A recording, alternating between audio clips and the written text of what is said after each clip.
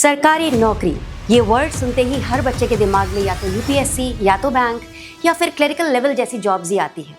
But let me tell you, आज India का government sector केवल ऑफिसर्स या क्लर्क्स को ही हायर नहीं कर रहा है, बल्कि ये इंजीनियर्स, मैनेजर्स और टेक्निकल प्रोफेशनल्स के लिए भी एक मासिव अपॉर्चुनिटी स्पेस बन चुका है। एविएशन से रेलवेज तक, एआई से डिजिटल मिशंस तक, public sector banks, cyber security, defence technology, infrastructure, opportunities literally हर जगह हैं। और इनमें से बहुत से करियर्स सिर्फ स्टेबल ही नहीं, हाई पेइंग भी है।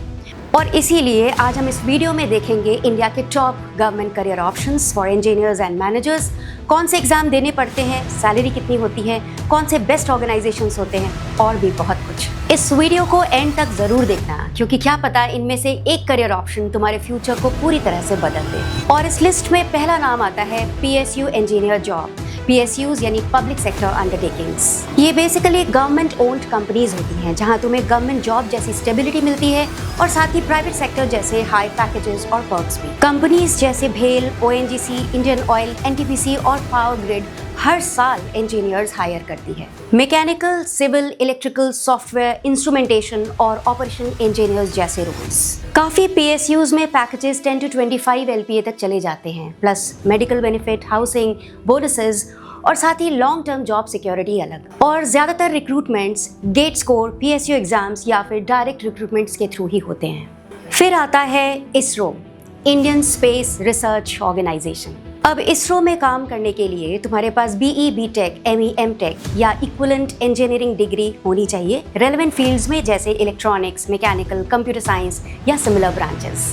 एंट्री मोस्टली 3 तरीके से होती है: इसरो का खुद का एग्जाम, गेट स्कोर या कॉलेजेस रिक्रूटमेंट। लेकिन यहाँ सिलेक्शन काफ़ी कॉम्पिटिटिव होता है, सिर्फ रट्टा मारने से काम नहीं चलेगा। यहाँ तुम्हें strong technical fundamentals, coding, electronics और प्रॉब्लम सॉल्विंग स्किल्स चाहिए। अब अगर तुम्हें इनोवेशन और डिफेंस टेक्नोलॉजी इंटरेस्टिंग लगती है तो नेक्स्ट इंपॉर्टेंट ऑर्गेनाइजेशन है DRDO।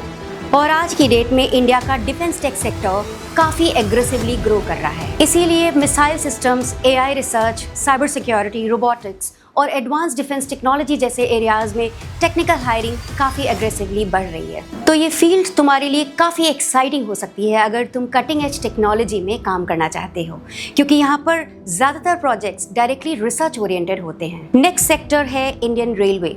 इंडियन रेलवेज दुनिया के लार्जेस्ट इंजीनियरिंग एम्प्लॉयर्स में से एक हैं, लेकिन यहाँ अपॉर्चुनिटीज़ केवल ट्रेन्स तक ही लिमिटेड नहीं है। Civil engineering, signal systems, metro projects और ऑपरेशन टेक्नोलॉजी जैसे मल्टीपल टेक्निकल डोमेन्स में इंजीनियर्स हायर किए जाते हैं। Selections mainly UPSC, ESE, RRB exam और डिफरेंट टेक्निकल रिक्रूटमेंट्स के थ्रू होते हैं।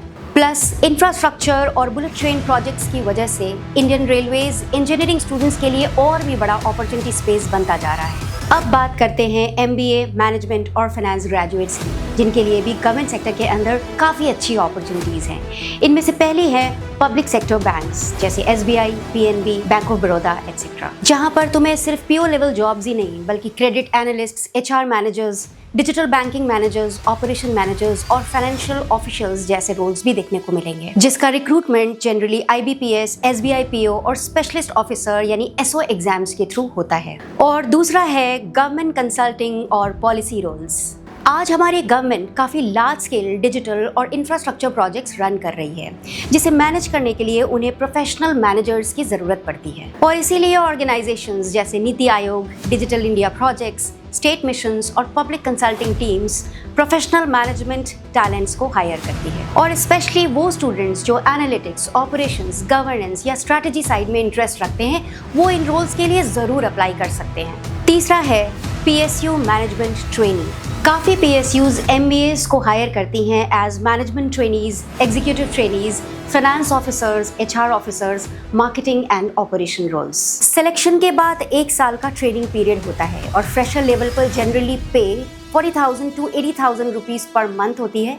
And then after the selection, final selection, the total CTC comes out to be 10 to 16 LPA based on the PSU। Recruitment usually UGC NET, PSU specific exams और direct recruitment के through हो सकता है। और अगर MBA में तुम्हारे 60% marks हैं एंड देन तुम्हारी एज 25 से 30 इयर्स के बीच में है तो इस जॉब के लिए तुम एलिजिबल हो। और लास्ट है government startup and innovation ecosystem. आज गवर्नमेंट स्टार्टअप इकोसिस्टम को भी काफ़ी अग्रेसिवली सपोर्ट कर रही है। AI missions, skill development programmes, startup ecosystems, इन सब एरियाज में काफ़ी अपॉर्चुनिटीज़ क्रिएट हो रही हैं। और स्पेशली वो मैनेजर्स जिनके पास थोड़ी टेक्निकल अंडरस्टैंडिंग भी है, उनकी डिमांड तो और भी ज़्यादा बढ़ती जा रही है।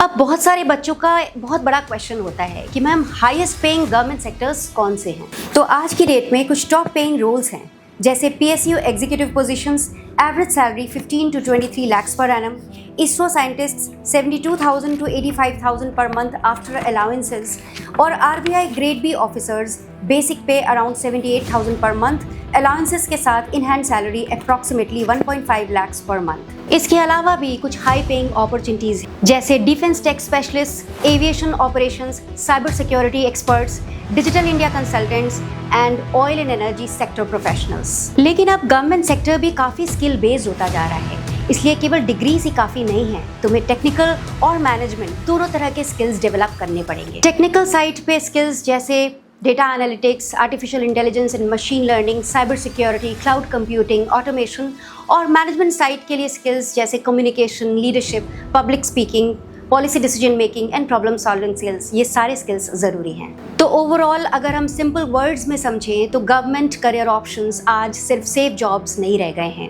ये innovation, technology, automation, leadership, project building, large scale impact और even nation building opportunities offer कर रहे हैं। तो अगर हम इंडिया के नेक्स्ट 10 to 15 ईयर्स को देखें तो AI, space tech, railways, energy, aviation, digital governance, infrastructure, ये सारे फील्ड्स और एग्रेसिवली ग्रो करने वाले हैं। तो चाहे तुम इंजीनियर हो या एमबीए स्टूडेंट हो, तुम मैनेजमेंट फील्ड में जाना चाहते हो या टेक फील्ड में अपना करियर बनाना चाहते हो, गवर्नमेंट सेक्टर में काफ़ी इंपॉर्टेंट एक्साइटिंग अपॉर्चुनिटीज़ एग्जिस्ट करती हैं। बस इंपॉर्टेंट चीज़ है सही स्किल्स बिल्ड करना, स्ट्रैटेजिकली प्रिपेयर करना और कंसिस्टेंसी मेंटेन करना।